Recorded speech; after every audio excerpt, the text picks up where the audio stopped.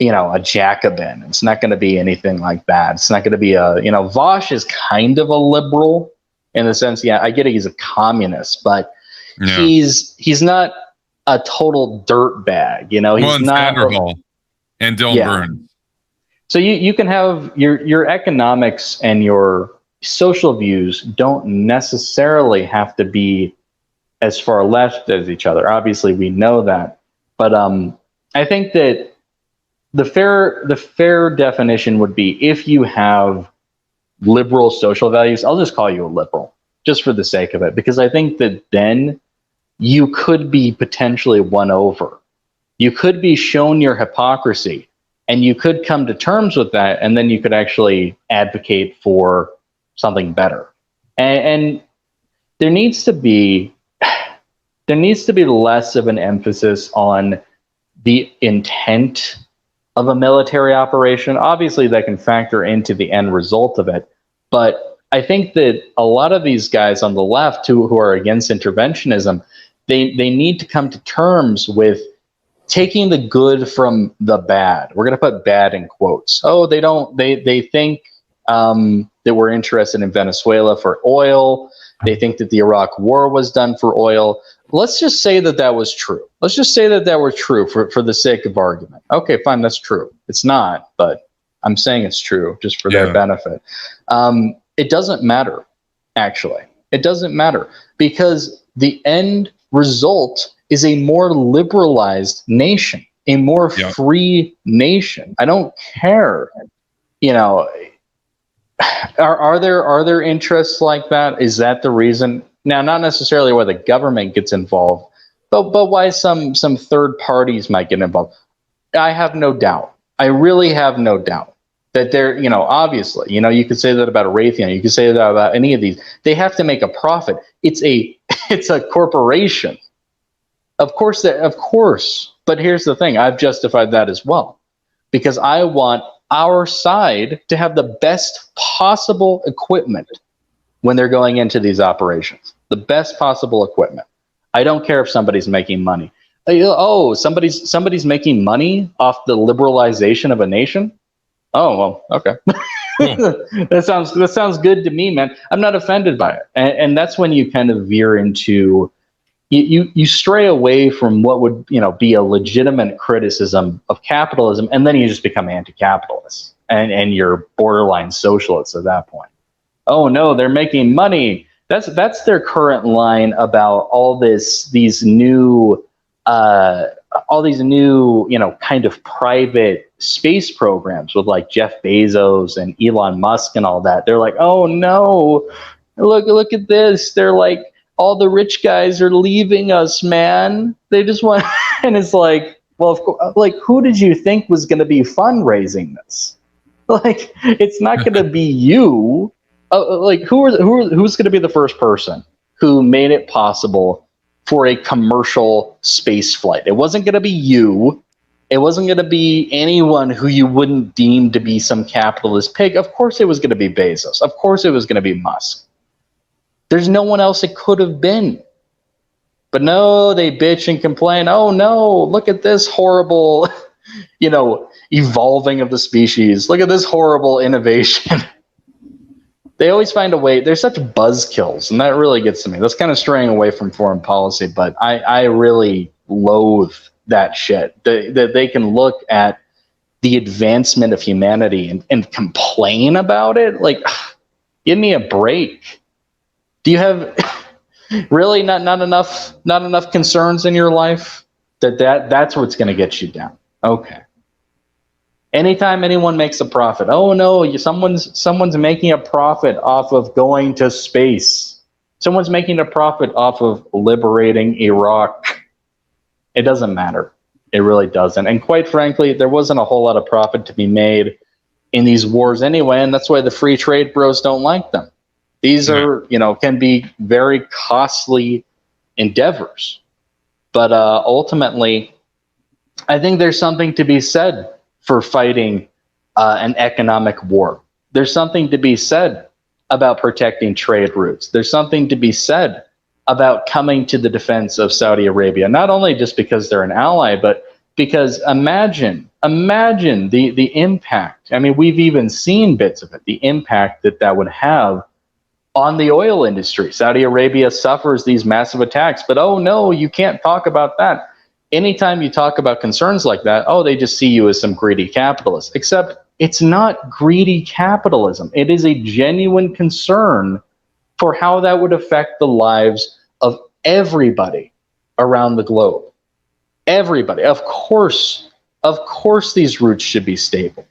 Of course, the economies of the world should be protected. We have a vested interest in that. But you can't talk about that. You can't talk about, oh no, they're guarding the oil field. See, it's all for oil. Again, those people have no real comprehension of how the world really works. They seem perfectly fine to just leave natural resources to be plundered by tyrants. But you're guarding them. So what? That's just as bad. They wouldn't even say just as bad. They'd say that that's the problem, and you should just surrender oil to Saddam or to Assad or whoever. So again, that's even when it comes to, more leftist politics rather than liberal, I would see that as a betrayal.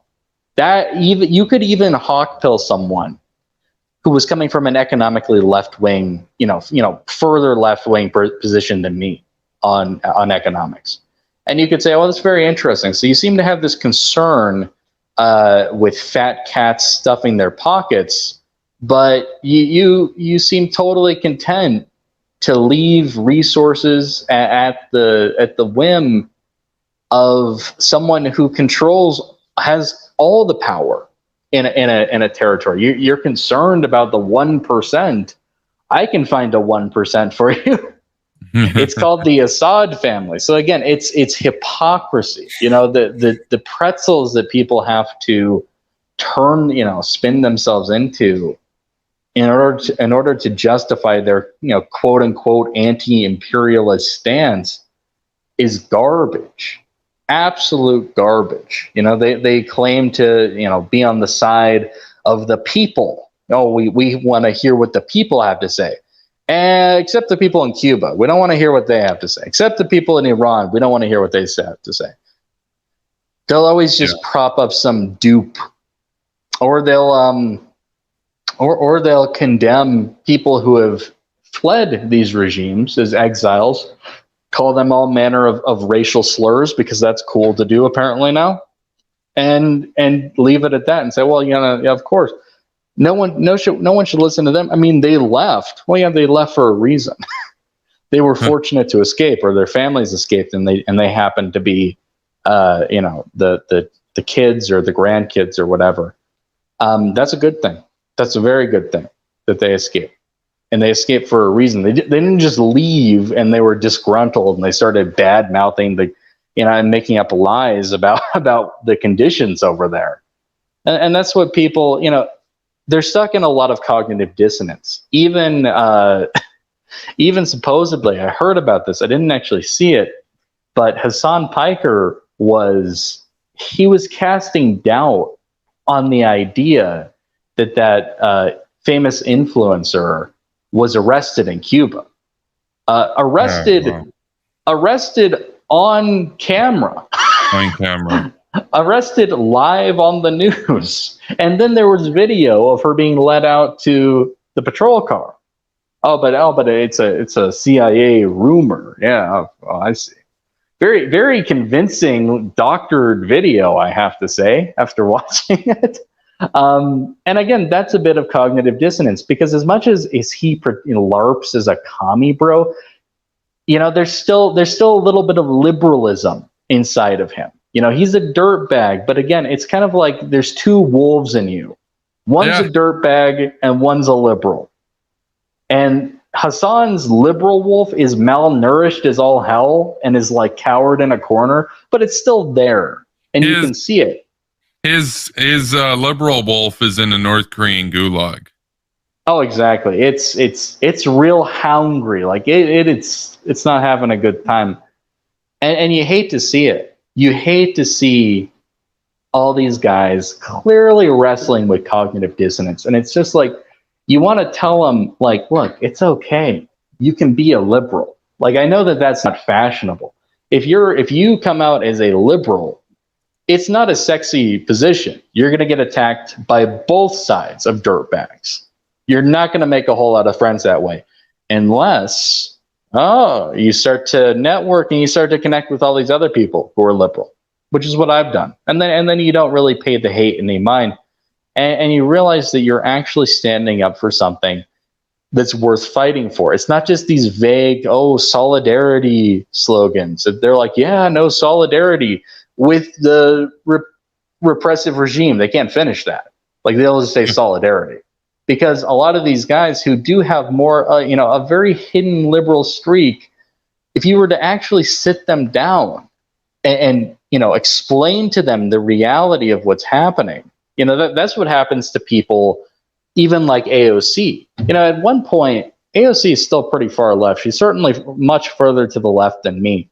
But I think her time in Congress really has, mellowed her out. If not genuinely, she's had to mellow out for the sake of her career.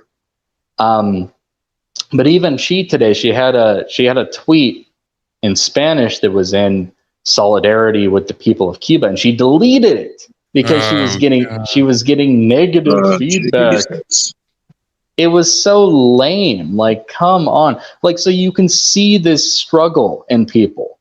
Like, deep down, so many people are liberal. They have liberal values.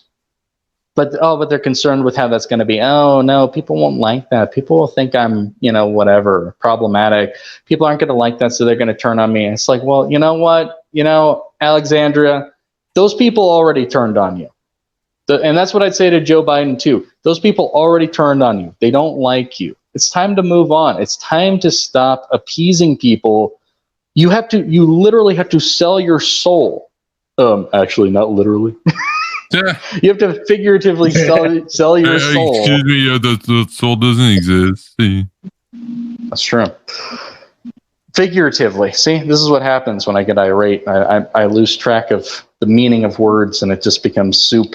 But you have to sell your soul is a figure of speech for these people. You have to sell out. You have to lose all manner of integrity.